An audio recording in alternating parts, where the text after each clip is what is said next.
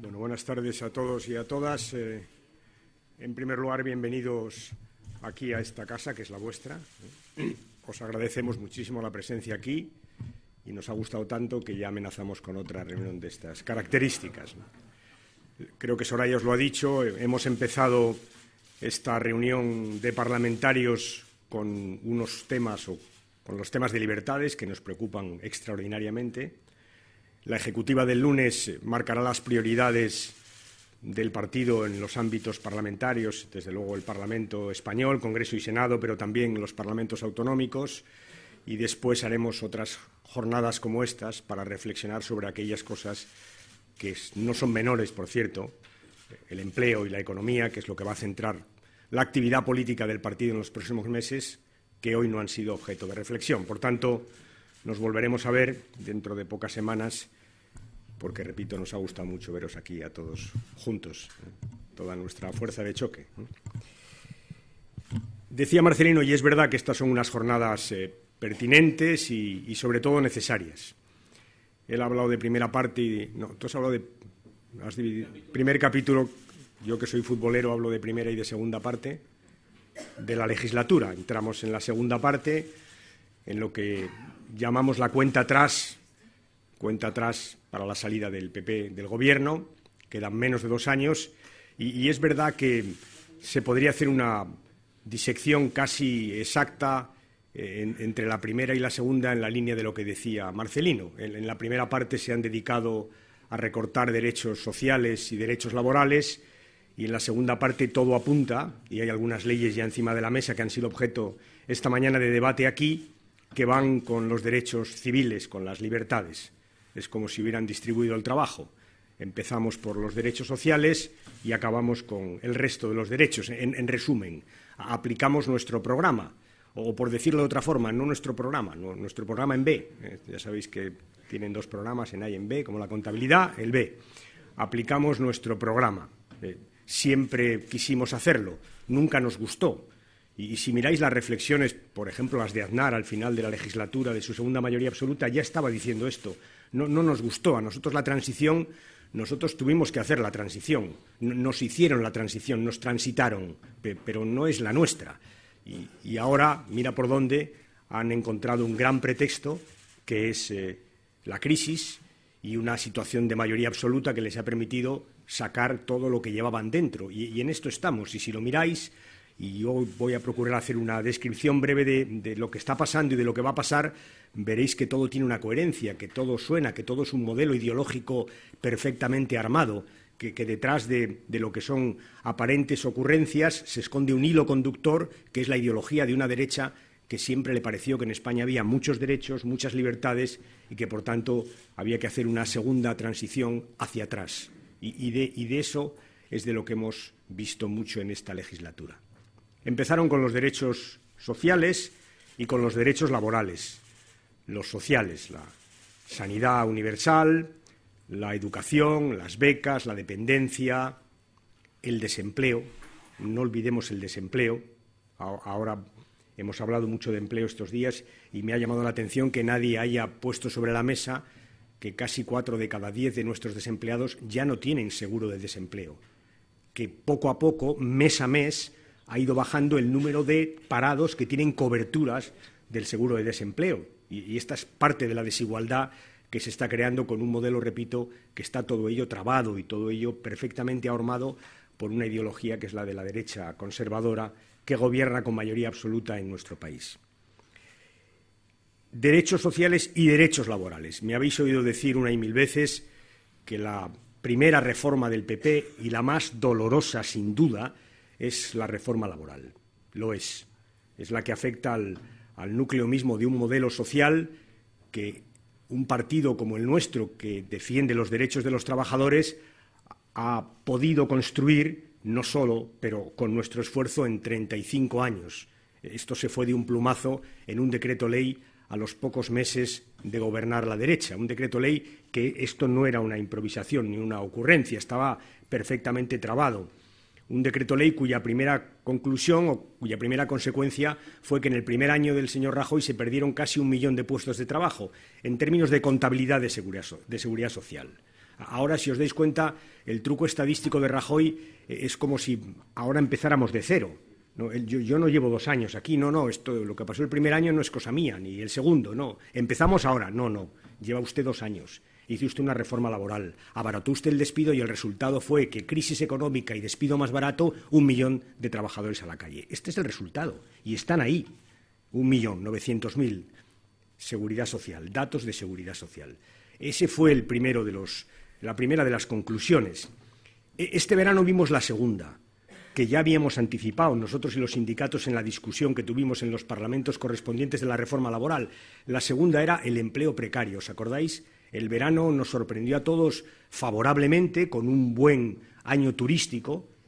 Reitero una vez más, nunca los socialistas vamos a dejar de alegrarnos de que haya cosas que vayan bien, nunca, porque en esto tampoco somos igual que ellos, nunca. Y hubo un buen verano turístico y apareció un crecimiento de nuestra economía temporal en el verano y apareció un crecimiento del empleo que además tenía, y esto es lo peor, unas características singulares. Descubrimos los empleos de 500 euros a 12 horas. ¿Os acordáis? Esta fue la novedad del verano. Turismo, muy bien. Exportaciones, bien. Ojo, 500 euros por 12 horas de trabajo. Y los datos de empleo de este último mes, que han sido celebrados por todo el mundo, nosotros no hemos dejado de reconocer que hay 100.000 personas que han abandonado el desempleo, pero claro, tienen que tener una lectura más profunda, más sosegada. Y el resultado es precariedad, precariedad y precariedad. Los empleos fijos han pasado a ser todos temporales. Los empleos a tiempo completo han pasado a ser empleos a tiempo parcial. El resultado de la reforma laboral es de fijo a temporal, de tiempo completo a tiempo parcial y ahora tiempo parcial temporal, es decir, contratos por horas. Este es el resultado, 500 euros por 12 horas de trabajo. Empleo precario. Pero fijaos, tenemos que darle una vuelta más, porque una vez más nos encontramos con un modelo bien pensado. Y además el presidente Rajoy luce, es verdad que mucho más fuera de España que en España, cuando va fuera a Japón y dice, vengan ustedes, que aquí en España hemos desregulado el trabajo, vengan ustedes que no van a tener problemas para imponer jornadas laborales abusivas y que al final los salarios los van a decidir ustedes y no los convenios colectivos. Este es el mensaje que lanza. Vengan ustedes porque en España hay trabajadores dispuestos a trabajar por muy poco trabajo y además dando muy poca lata. Este es el mensaje del señor Rajoy. Y efectivamente están bajando los salarios. Ojo, no todos los salarios. Están bajando los salarios de la gente que menos gana. Están bajando los salarios de las pequeñas empresas. No están bajando los salarios de los directivos del IBEX, para nada. Pero los salarios más bajos, estos sí están bajando. Claro, el resultado de que bajen los salarios es que bajan las cotizaciones. Y si bajan las cotizaciones, el sistema de pensiones tiene problemas. Y por eso hay que reformar el sistema de pensiones, para bajar las pensiones. Este es el modelo. Salarios bajos se corresponde con pensiones bajas. Por tanto, sí han hecho una reforma del sistema de pensiones que es coherente con su modelo de salida de la crisis. Queremos que en España haya trabajadores que ganen menos, pensionistas que tengan menos pensiones y, en cualquier caso, menos derechos y la mayoría de esos derechos en manos de los empresarios que deciden omnímodamente lo que pasa en sus empresas. Este es el modelo final y este es el modelo que tenemos que denunciar y esto es lo que estamos ahora tratando de incorporar a nuestras iniciativas parlamentarias. Hay que acabar con este modelo que va a conducir a un país más pobre y, en todo caso, con una desigualdad insoportable para una sociedad que ya ha conocido otros momentos que, como decía Marcelino, están muy cerca en la memoria de los españoles. Y ahora, acabada la primera fase de los recortes sociales y de los recortes en derechos laborales, han empezado con las libertades y los derechos. Para ser completamente honestos, hay que decir que no han empezado ahora, porque la ley de tasas no es de ahora y fue el primer empellón a los derechos. Al final, la ley de tasas afecta a la justicia entendida como un servicio universal. Si te ponen tasas para hacer recursos, unos podrán recurrir más que otros. Es tan sencillo como esto, es una lógica implacable. Ahora están con la ley de planta y demarcación, que es un trasunto de la reforma local. Si os dais cuenta, es es lo mismo, es quitar servicios públicos de las zonas rurales, de las pequeñas ciudades, es exactamente, una vez más, es un modelo coherente, no perdáis de vista, hay ideología por un tubo detrás de estas reformas que nos están planteando. Y ahora van con un paquete que todo él ya va directo a la yugular de los derechos y las libertades de los españoles. La Ley de Seguridad Ciudadana, que no es tal, es una ley de orden público, pura y sencillamente, una ley de orden público para amordazar, para impedir, para conseguir que la gente tenga dificultades para manifestarse, es una ley de orden público pura y dura. La Ley de Seguridad Privada, que también es una parte del modelo, porque es verdad que lo ha dicho el propio ministro, ha dicho, no, si lo que queremos es que haya más seguridad privada, que haya más negocio de esas empresas de seguridad privada, algunas de las cuales, por cierto, son bastante cercanas a algunos conocidos dirigentes del Partido Popular. Pero, en fin, esto sería un tema menor. Hay negocio.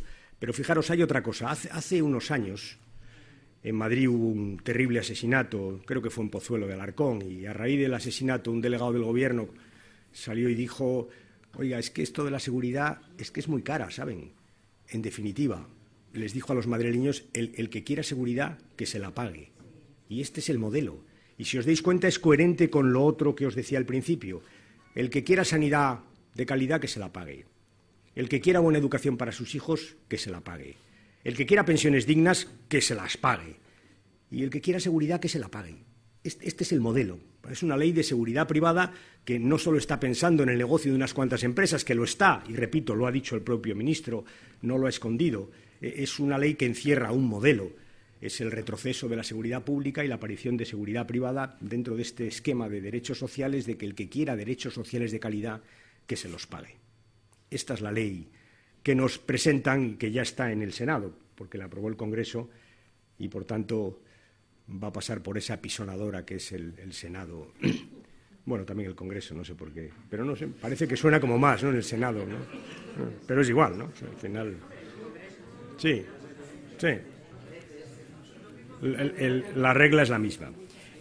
Y en este contexto, ¿no?, de desatado, de vamos a por todas, han puesto encima de la mesa la modificación de la ley de interrupción del embarazo, de la ley del aborto. Y lo primero que cabía preguntarse es por qué, ¿no? Seguro que lo habéis pensado, sobre todo cuando se ha visto la que se ha armado, incluso dentro del propio PP, alguien habrá pensado, pero ¿por qué? ¿Por qué ahora? Pues claro, nadie puede imaginar que es para cumplir el programa electoral. Tendría, en fin, esto me parece excesivo, ¿no? Tendría narices que el único punto del programa electoral que cumple el señor Rajoy sea aquel que perjudica a las mujeres. Esto, pues, para un mitin está bien, pero como somos gente seria, vamos a presuponer que esta no es la razón. No, quien incumple todo, incumple todo. Por tanto, no es que haya tenido una mañana un ataque, tengo que cumplir el programa electoral. No es eso, no. Pero hay alguna razón que sí cabe imaginar, es un intento de reconciliarse con esa derecha más extrema o con esa extrema derecha, que a veces nos empeñamos en diseñar nuevas categorías políticas cuando las que hay definen perfectamente la realidad, con la extrema derecha. Esa necesidad de reconciliarse con la extrema derecha en temas ideológicos, que además también tiene algún elemento educativo. ¿O es que os creéis que esta cosa de que la nota de religión cuente para entrar en las facultades de medicina no es sino un guiño hacia ese sector más conservador de la extrema derecha con el que parece que el señor Rajoy tiene necesidad de reconciliarse? Este es el argumento más razonable. En resumen, el planteamiento del señor Rajoy es algo así como lo siguiente: tengo que reconciliarme con la extrema derecha y si para hacerlo las mujeres tienen que tener menos libertades, pues que las tengan. Este es el argumento final, el de la extrema derecha, en un momento bien peculiar que es el de las elecciones europeas. Estamos a 5 meses de las elecciones europeas. Peculiar porque fijaros que esto ha creado en Europa una importante contestación. Decía Elena el otro día, que de esto de Europa sabe, como Juan Fernando, decía algo que dice Elena que más, que os diga que dice Elena que más. Decía, porque yo la preguntaba por qué se ha producido esta contestación tan formidable, es decir, que un periódico como el Times haga un editorial donde acuse al Gobierno de España de abuso de poder, es muy llamativo. Y claro, hay una razón que daba ella que tiene mucha lógica. La razón es: España durante muchos años estuvo en la cola de los derechos civiles. Y de repente, en muy poco tiempo, pasamos de la cola del pelotón a la cabeza del pelotón. Y ahora viene un señor y nos quiere volver a la cola. Esto es lo que ha llamado la atención. Esta especie de vaivén, ¿no? Del final al principio y de repente del principio al final. Y Europa entera ha mirado hacia aquí y ha dicho: esto no puede ser. Y es un buen momento para decirle al señor Rajoy que se aclare con qué derecha europea quiere estar. Si con la derecha de los plazos, de las leyes a plazos, si con la derecha alemana, con la derecha francesa, con la derecha británica, o quiere estar con Le Pen, que por cierto es el único líder europeo que ha salido entusiásticamente a aprobar y aplaudir la ley que el señor Rajoy está proponiendo. Este es un buen debate para las elecciones europeas. ¿Con qué derecha europea quiere estar usted en materia de libertades? ¿Con Cameron, con Merkel, con Sarkozy o con Le Pen? Que lo diga, porque esta ley solo ha tenido un fervoroso aplauso en el mundo de Europa, que es justamente el de Le Pen. Y este es el último tema que tenemos encima de la mesa. Veréis, se ha montado un lío considerable porque es verdad que la gente no admite retrocesos en materia de libertades y porque es verdad que este era un tema que estaba pacificado en la sociedad española y se ha montado un buen lío, también dentro del Partido Popular. Y yo creo que hoy, después de lo que pasó ayer, es un buen momento para reiterarle al señor Rajoy nuestra propuesta desde el principio, que es que retire la ley, que la meta en un cajón y la guarde bajo 7 llaves. Que la retire porque es innecesaria, porque solo satisface los derechos de la extrema derecha, de la población más conservadora, de aquella que quiere imponer su moral, que es minoritaria al conjunto de los españoles. Que retire la ley, que no haga este ejercicio, este canje. Me congracio o me reconcilio con la extrema derecha, con la derecha más radical, a cambio de que las mujeres pierdan la libertad de decidir sobre su propia maternidad. Que no haga este canje, que es un canje innoble, que no lo haga, que retire la ley. Es más, que hay una forma más civilizada de acabar con el debate en su partido que la de prohibir a sus dirigentes que hable. La forma más civilizada es retirar la ley. Esto es lo que creo que tenemos que decirle. Esto es lo que creo. En resumen, vamos a trabajar seriamente este tema de libertades y de derechos, no porque sea lo nuestro, que también, porque es muy importante. Configuran el sentido mismo de una sociedad.